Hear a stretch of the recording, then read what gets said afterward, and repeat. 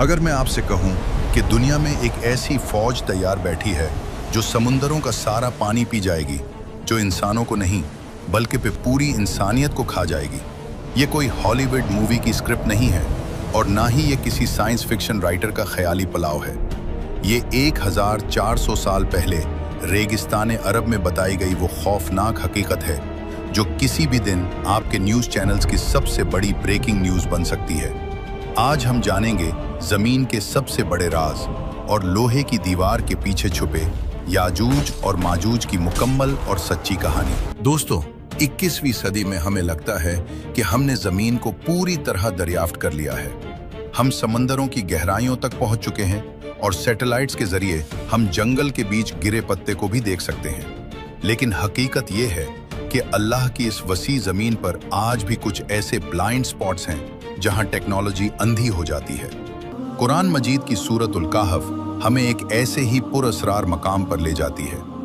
ये कहानी है एक अजीम बादशाह की, एक खौफजदा कौम की और उन दरिंदों की जिन्होंने सदियों तक ज़मीन पर फसाद मचाया। बात सदियों पुरानी है। ज़मीन पर एक ऐसे शख्स का राज था जिसे अल्लाह ने बेइंतहा वसाइल और बेमिसाल हिकमत से माला माल किया था।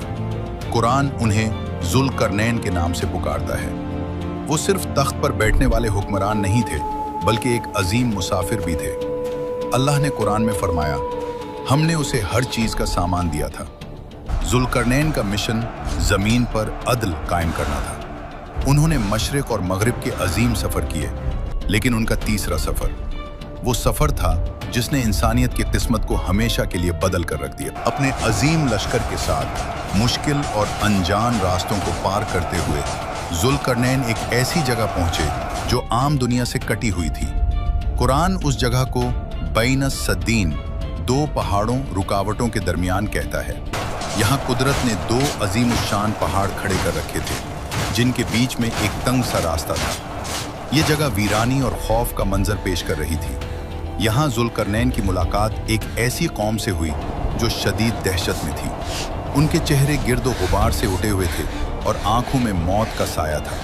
कुरान कहता है, वो लोग बात समझने से कासिर थे, लेकिन खौफ की कोई ज़बान नहीं होती।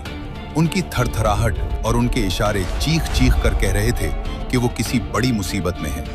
जब जुल्करनैन के तर्जुमानों ने बड़ी मुश्किल से उनसे राब्ता किया तो पता चला कि ये लोग किसी आम दुश्मन से नहीं बल्कि एक ऐसी मखलूक से डर रहे हैं जो इंसानियत के दुश्मन है। उन्होंने कांपते हुए हाथों से उन दो पहाड़ों के दरमियान उस खुले रास्ते की तरफ इशारा किया और फरियाद की, ए जुल्करनैन, उन दो पहाड़ों के इस पार याजूज और माजूज रहते हैं।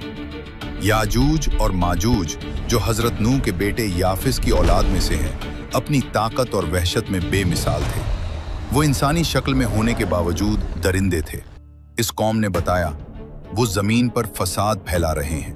वो हमारी बस्तियों में घुस आते हैं, हमारी फसलें तबाह करते हैं, हमारे जानवर खा जाते हैं और बेपनाह खून बहाते हैं। इस कौम ने जब जुल्करनैन की शान और शौकत देखी तो उन्हें उम्मीद की करन नजर आई।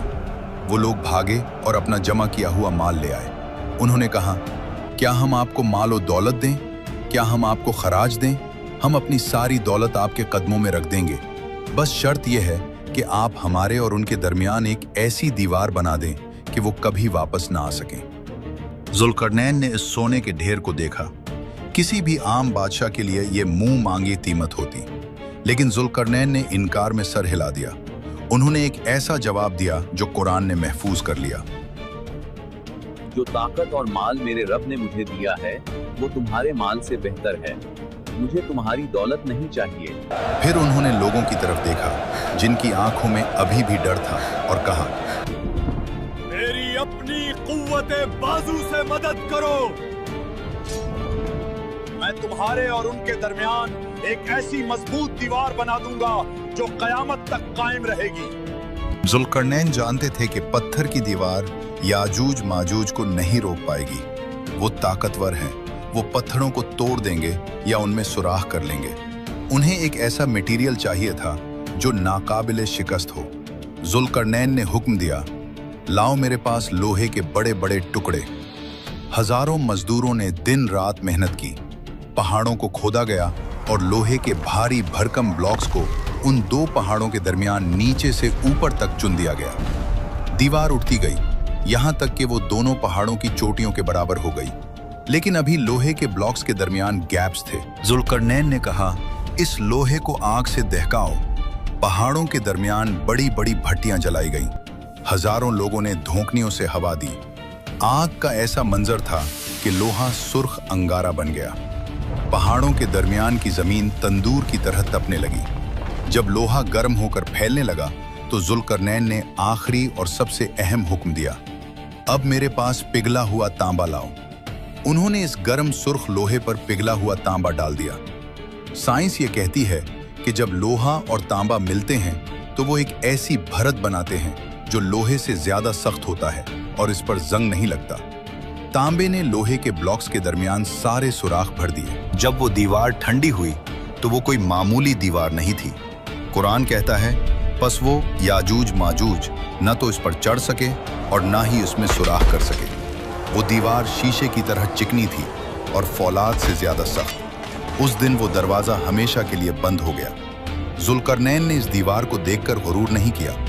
उन्होंने आसमान की तरफ देखा और कहा, यह मेरे रब की तरफ से एक रहमत है। लेकिन फिर उन्होंने एक ऐसी बात कही जो आज तक फजा में गूंज रही है, लेकिन जब मेरे रब का वादा आएगा तो वो उसे रेजा रेजा कर देगा। और मेरे रब का वादा सच्चा है। दीवार बन गई, जुल्करनैन चले गए, वो कौम महफूज हो गई। लेकिन सवाल ये है, क्या वो हमेशा के लिए कैद हो गए? दीवार के उस पार क्या हो रहा है? क्या वो सो गए हैं? हदीस बताती है कि नहीं। हमें लगता है कि जुल्करनैन ने दीवार बना दी और किस्सा खत्म हो गया। हम अपने घरों में चैन की नींद सोते हैं, लेकिन हकीकत यह है कि पिछले हजारों सालों से इस दीवार के पीछे एक जंग जारी है। एक ऐसी जंग जिसके बारे में दुनिया बेखबर है। प्यारे नबी सल्लल्लाहु अलैहि वसल्लम ने फरमाया कि याजूज और माजूज सोए हुए नहीं हैं, वो हर रोज जागते हैं। उनका मकसद सिर्फ एक है, इस दीवार को गिराना। जरा तसव्वुर करें वो मंजर। हजारों लाखों की तादाद में ये खौफनाक मखलूक अपने नौकीले पंजों और औजारों से इस लोहे की दीवार को खिंच रही है। चिंगारियां उड़ती हैं, लोहे पर खिंचने की आवाजें गूंजती हैं। वो सुबह से शाम तक पूरी ताकत से दीवार को तोड़ने में लगे रहते हैं। मेहनत करते करते शाम तक वो इस पॉइंट पर पहुंच जाते हैं कि उन्हें दीवार के पार से सूरज की हल्की सी किरण या रोशनी नजर आने लगती है। वो आजादी के बिल्कुल करीब होते हैं। दीवार बस टूटने ही वाली होती है। तब उनका सरदार कहता है, रुक जाओ, बहुत काम हो गया। बाकी जो बचा है वो कल सुबह आकर तोड़ेंगे और निकल जाएंगे। लेकिन वो सदियों से एक ही गलती करते आ रहे हैं। वो इंशाअल्लाह, अगर अल्लाह ने चाहा, कहना भूल जाते हैं। जब वो रात को सो जाते हैं तो अल्लाह की कुदरत हरकत में आती है। रातों रात वो टूटी हुई दीवार वापस जड़ जाती है।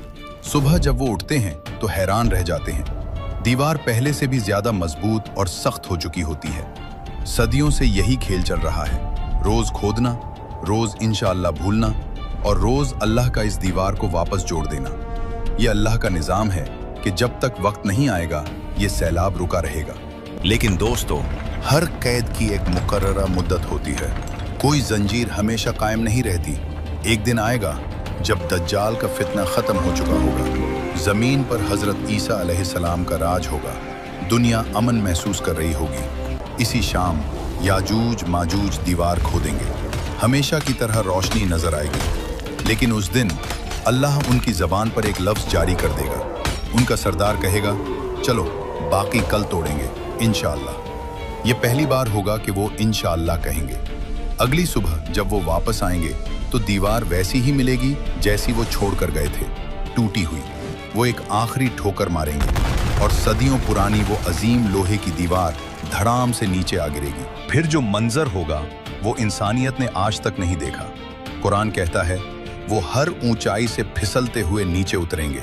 वो किसी रेगुलर फौज की तरह डिसिप्लिन में नहीं आएंगे। वो पानी के सैलाब की तरह आएंगे। उनकी रफ्तार इतनी तेज होगी कि कोई घोड़ा या गाड़ी उनसे बच नहीं पाएगी। सही मुस्लिम की रिवायत है कि उनका पहला बड़ा गिरोह बहरा तबरिया के पास से गुजरेगा। ये शाम और फलस्तीन के दरमियान एक बहुत बड़ी झील है। पहला ग्रुप रुकेगा और झील का पानी पीना शुरू करेगा। हजारों, लाखों पीते जाएंगे। जब उनका आखिरी ग्रुप वहां पहुंचेगा तो झील सूख चुकी होगी, जमीन फट चुकी होगी। वो हैरानी से कहेंगे, लगता है कभी यहाँ पानी हुआ करता था। वो आगे बढ़ेंगे। जो शख्स उनके रास्ते में आएगा मारा जाएगा। ना औरत बचेगी, ना बच्चा, ना जानवर। वो जमीन को साफ करते चले जाएंगे। लोग अपनी जान बचाने के लिए अपने घरों और किलों में कैद हो जाएंगे। हत्ता कि हजरत ईसा अलैहिस्सलाम भी अल्लाह के हुक्म से मुसलमानों को लेकर कोहे तौर पर पनाह लेंगे। पूरी दुनिया याजूज माजूज के कब्जे में होगी। जमीन पर हुकूमत करने के बाद उनका तकब्बुर आसमान को छूने लगेगा।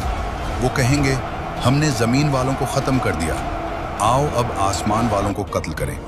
वो अपने तीर और नेज़े आसमान की तरफ फेंकेंगे। अल्लाह उन्हें ढील देगा।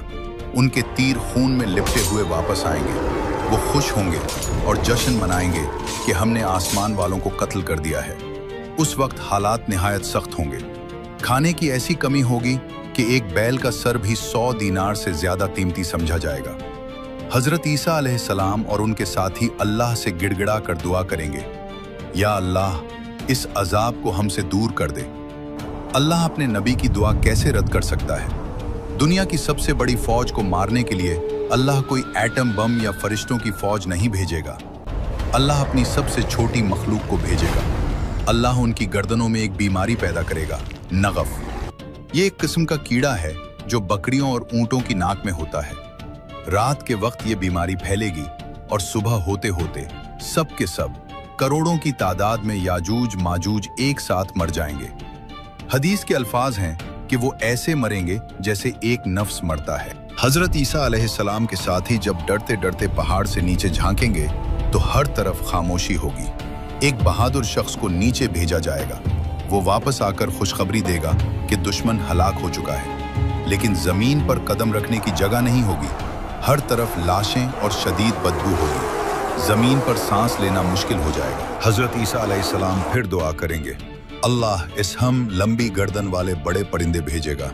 वो आएंगे, उन लाशों को अपने पंजों में उठाएंगे और वहां फेंक देंगे जहां अल्लाह चाहेगा। उसके बाद अल्लाह एक ऐसी रहमत की बारिश बरसाएगा जो मिट्टी के घरों से लेकर खेमों तक हर जगह पहुंचेगी। ये बारिश पूरी जमीन को धोकर शीशे की तरह साफ और चमकदार बना देगी।